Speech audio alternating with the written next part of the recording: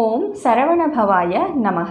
எல்லாருக்கும் வணக்கம். நான் உங்கள் ஜோதிடர் சாந்தி. இன்னைக்கு வீடியோவில் நம்ம முகேஷ் அம்பானி அவங்களினுடைய ஜாதகத்தை நட்சத்திர நாடியில் பார்க்க போகிறோம். வீடியோவை கடைசி வரைக்கும் பாருங்கள்.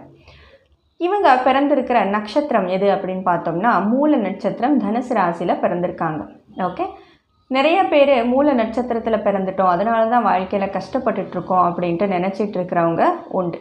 இவங்களும் மூல நட்சத்திரத்தில் தானே பிறந்திருக்காங்க, இவங்களுக்கு ஏன் அந்த மாதிரி கஷ்டம் வரலை? ஏன் வரலை அப்படின்னா இவங்களினுடைய தசாபுக்தி இவங்களுக்கு சப்போர்ட்டிவாக இருக்குது. ஓகே, இவங்களுக்கு மட்டும் இல்லை, மூல நட்சத்திரத்தில் யாரே பிறந்திருக்கட்டும், அவங்களினுடைய தசாபுக்தி சப்போர்ட்டிவாக இருந்தால் ஓகே ஒரு ப்ராப்ளமும் இல்லை. தசாபுக்தி சப்போர்ட்டிவாக இல்லை அப்படின்னா நம்ம ஏதாவது காரணம் தேடணும் இல்லையா, பழி போடுறதுக்கு. அதனால் மூல நட்சத்திரத்தின் மேலே பழியை தூக்கி போட்டுடுறோம். அது தவறான விஷயம். நட்சத்திரம் இருக்கிறதே தசா கால்குலேஷனுக்காக மட்டும்தான். அப்படி பார்க்கையில் இவங்களினுடைய நட்சத்திரம் மூல நட்சத்திரம். ஸோ இவங்க கேதுவினுடைய திசையில் பிறந்து இருப்பாங்க. ஓகே, இவங்க பிஸ்னஸ்க்கு என்ட்ரி கொடுத்த ஒரு டைம் அப்படின்னு பார்த்தோம்னா சூரியனினுடைய திசையை நம்ம எடுத்துக்கலாம். ஓகே, ஸோ சூரியனை இந்த சார்ட்டில் நீங்கள் பாருங்கள், லக்னத்திலேருந்து 7ஆம் பாவத்தில் இருக்காங்க. சூரியன் உச்சம் அப்படின்ட்டு கூட அர்த்தம் இல்லையா. இங்கே லக்னத்திலேருந்து 7ஆம் பாவத்தில் சூரியன் இருக்கிறது சரி. 7ஆம் பாவம் அப்படின்றது பிஸ்னஸ் அப்படின்ற ஒரு விஷயங்களுக்கு ஹெல்ப்ஃபுல்லாக இருக்கும். ஓகே, நட்சத்திர நாடியில் நம்ம எதுக்கு அதிகமான இம்பார்ட்டன்ஸ் கொடுப்போம் அப்படின்னா பாவ சலிதத்துக்கு தான் அதிகமான இம்பார்ட்டன்ஸ் கொடுப்போம். டிகிரி வைஸ் எக்ஸாக்டாக அந்த சூரியன் எங்கே பொசிட் ஆகிருக்கு, அந்த 7ஆம் பாவத்தில், அந்த மேஷ ராசியில் எங்கே பொசிட் ஆகிருக்கு எக்ஸாக்டாக அப்படின்றதுக்கு தான் ப்ரிஃபரன்ஸ் அதிகம். அந்த ஒரு முறையில் பார்க்கல இவங்களுக்கு லக்ன புள்ளி ஸ்டார்ட் ஆகிறது 21 டிகிரிலேருந்து தான் ஸ்டார்ட் ஆகுது. ஓகே, ஸோ அப்போ ஆப்வியஸ்லி அந்த 7ஆம் பாவமுமே கூட 21 டிகிரிலேருந்து தான் ஸ்டார்ட் ஆகும். ஓகே, சூரியன் இருக்கிற ஒரு பொசிஷன் இடம் அப்படின்னு பார்த்தோம்னா 6 டிகிரியில் இருக்குது. ஓகே, அப்போ இன்னும் அந்த 7ஆம் பாவத்தையே ரீச் பண்ணலை. அப்போ 6ஆம் பாவத்தினுடைய வேலையை தான் பார்க்கும் சூரியன். ஓகே, ஸோ 6ஆம் பாவம் அப்படின்றது மறைவு ஸ்தானம். ஸோ அது ஒரு கஷ்டம் அப்படின்ற ஒரு விஷயமா அப்படின்னா உழைப்பு, ஓகே, வருமானம், வேலை, பிஸ்னஸ், இந்த மாதிரி ஒரு விஷயங்களுக்கு, விவகாரங்களுக்கு 6ஆம் பாவம் தி பெஸ்ட் பாவம். 6ஆம் பாவம் வேணும், பண வரவு வர்றதுக்கு 6ஆம் பாவம் ரொம்ப முக்கியம். இவங்க 11ஆம் பாவத்தின் அதிபதியும் கூட யார், சூரியன். ஓகே, அடுத்து சுக்கிரனையுமே கூட நீங்கள் கவனிங்க. கேது ஆன பிறகு சுக்கிரனுடைய தசை வருது. சுக்கிரனில் அவங்க என்ட்ரி கொடுக்கல, அந்த படிப்பு அப்படின்ற ஒரு ஏஜ் அப்போ. ஓகே, பிஸ்னஸில் என்ட்ரி கொடுக்கலனாலுமே கூட சுக்கிரனுமே கூட இங்கே 6ஆம் பாவத்தை தான் இண்டிகேட் பண்ணுறாங்க. காரணம் என்ன அப்படின்னா சுக்கிரன் இருக்கிற டிகிரியுமே கூட 7 டிகிரியில் தான் இருக்குது. ஸோ சுக்கிரனுமே கூட 6ஆம் பாவத்தினுடைய வேலையை தான் பார்ப்பாங்க. இங்கே லக்னம் துலா லக்னம், 8ஆம் பாவத்தின் அதிபதி சுக்கிரன் இல்லையா. ஸோ நம்ம ப்ரீவியஸ் வீடியோவில் கூட சொல்லியிருந்தோம், 8ஆம் பாவத்தின் அதிபதி 6ஆம் பாவத்தில் இருந்தால் ரொம்ப நல்ல பணவரவு, unexpected money, income, inflow of money அப்படின்ட்டு பேசியிருந்தோம் இல்லையா. ஸோ 8 லார்ட் இன் 6,000 ரொம்ப ஒரு நல்ல விஷயம் பண வரவுக்கு. அதே போல் சின்ன சின்ன கசப்பான விஷயங்களுமே கொடுக்கும், ஏன்னா 8ஆம் பாவம் இல்லையா. ஸோ 6ஆம் பாவம் அப்படின்றப்போ காம்படிட்டர்ஸ் இருப்பாங்க, ப்ளேம் பண்ணுறது, பழி சுமத்திக்கிட்டே இருக்கிறது. ஓகே, பழி சொல்லிக்கிட்டே இருக்கிறது, அதுக்குமே கூட இந்த ஒரு 8ஆம் பாவத்தின் அதிபதி 6ல் இருக்கிறது வழி பண்ணி கொடுக்கும்.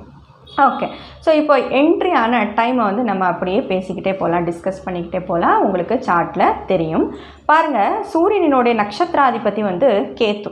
ஓகே, யாரே ஆகட்டும், பிஸ்னஸே பண்ணட்டும் அல்லது வேலையே பார்க்கட்டும், வேலையே பார்க்காம வேணாலும் இருக்கட்டும். ஓகே, வேலை பார்க்காம இருந்தால் எப்படி பணம் வரும்?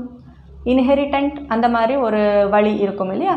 அல்லது அவங்களோட ஒரு அப்பா அம்மா யார் இருக்காங்க, அவங்க நிறைய ஒரு இன்வெஸ்ட்மெண்ட் பண்ணியிருக்கலாம், வாடகை வீடு, ஓகே, அல்லது என்ன சொல்லுவாங்க, கடையை வாடகைக்கு விட்டுறது, இந்த மாதிரிலேருந்து வருமானம் அப்படின்னு கூட நம்ம எடுத்துக்கலாம். ஓகே, ஷேர்ஸில் இன்வெஸ்ட் பண்ணியிருப்பாங்க, அதோட ரிட்டர்ன்ஸு, அந்த மாதிரி ஒரு விஷயங்களை நம்ம சொல்லிக்கிட்டே போகலாம். வேலை பார்க்காம இருந்தால். ஓகே, வேலை பார்த்தாலும் பார்க்கலனாலும் பிஸ்னஸ் பார்த்தாலும் நமக்கு பண வரவு வரணும்னா சில பாவங்கள் ரொம்ப முக்கியம். நான் நிறைய வீடியோஸில், ப்ரெடிக்ஷன் வீடியோஸில் சொல்லி கொடுத்துக்கிட்டே வந்திருக்கேன். பாவங்கள் என்னது அப்படின்னா 2ஆம் பாவம், 6ஆம் பாவம், 7ஆம் பாவம், 9, 10, 11ஆம் பாவங்கள்.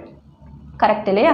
ஸோ நான் எங்கேயுமே இதை தவிர்த்து எக்ஸ்ட்ரா ஆட் பண்ணியிருக்க மாட்டேன். ஓகே, ஒன்று புரிஞ்சுக்கோங்க, 1ஆம் பாவத்துலேருந்து 12ஆம் பாவம் வரைக்கும் எல்லா பாவங்களுக்குமே பணம் கொடுக்கறதுக்கான ஒரு சிக்னிஃபிகன்ஸ் உண்டு. அதற்கான ஒரு ஸ்டைலில் கொடுக்கும்.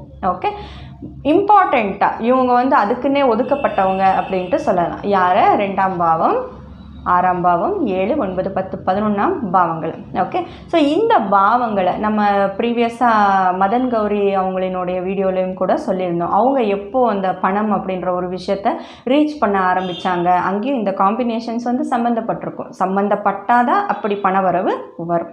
ஓகே, ஸோ இப்போ கேத்துவில் நீங்கள் கவனிங்க, அந்த காம்பினேஷன்ஸை நீங்கள் பார்க்கலாம். 2ஆம் பாவம் இருக்குது, 6ஆம் பாவம் இருக்குது, 7ஆம் பாவம் அப்படின்றது அங்கே பொசிட்டாக இருக்குது. யார் இந்த 7 அப்படின்னா கேத்து.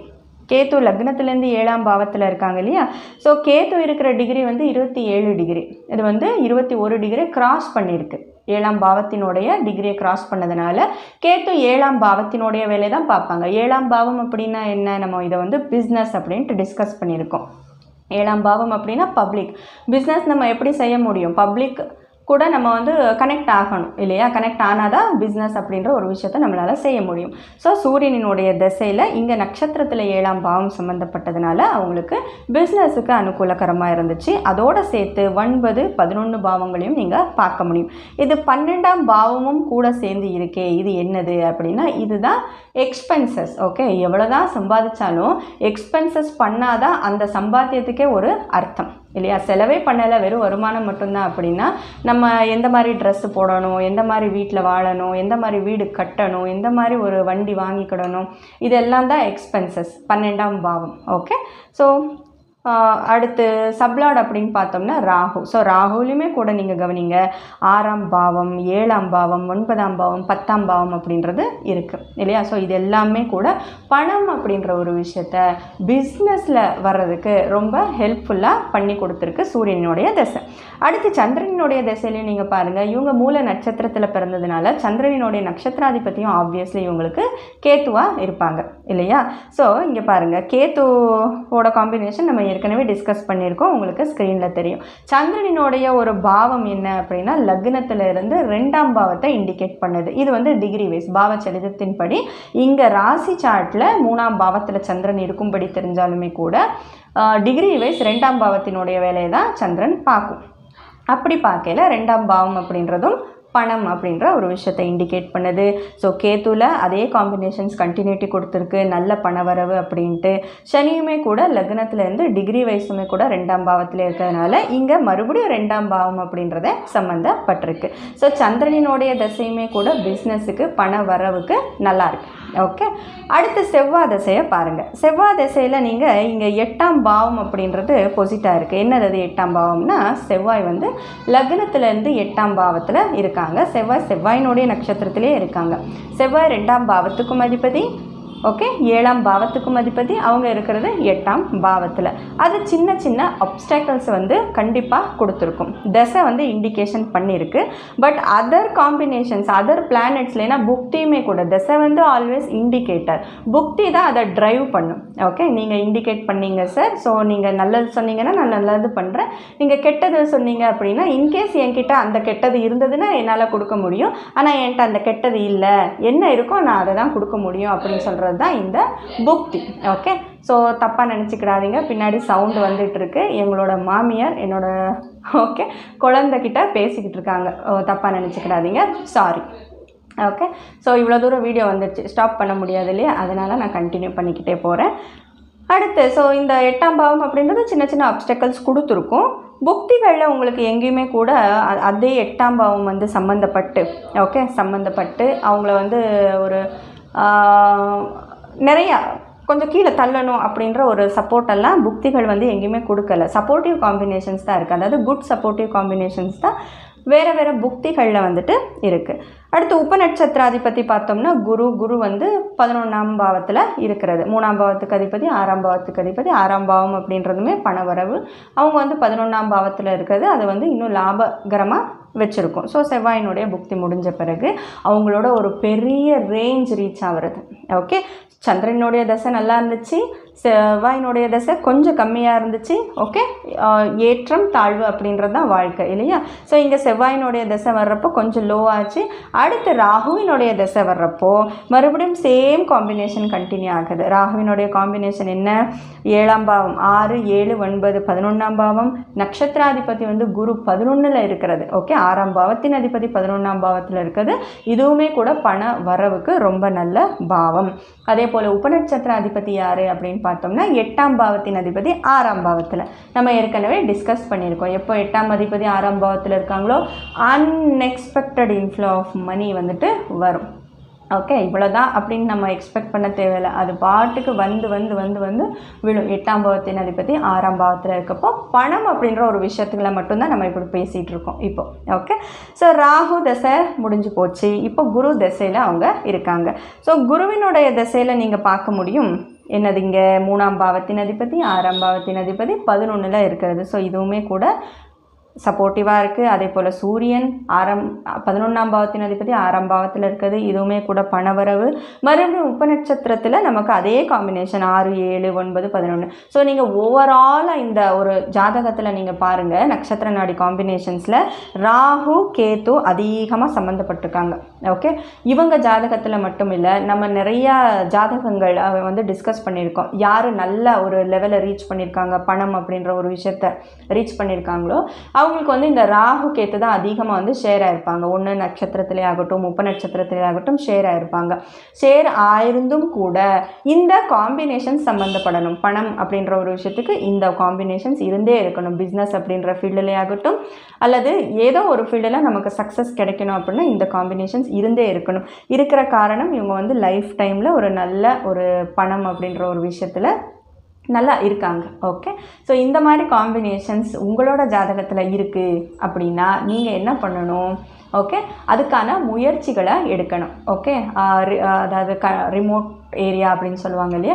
ஸோ அங்கே இருக்கீங்க அப்படின்னா உங்களோட காம்பினேஷன்ஸ் ஜாதகம் இந்த மாதிரி இருக்குது, இன்னும் படிச்சுட்டு இருக்கீங்க அப்படின்னா நல்ல உங்களோட படிப்பில் ஒரு கவனம் அப்படின்றத கொடுங்க. உங்களோட லைஃப் சக்ஸஸ்ஃபுல்லாக அமைகிறதுக்கு ஹெல்ப்ஃபுல்லாக இருக்கும்.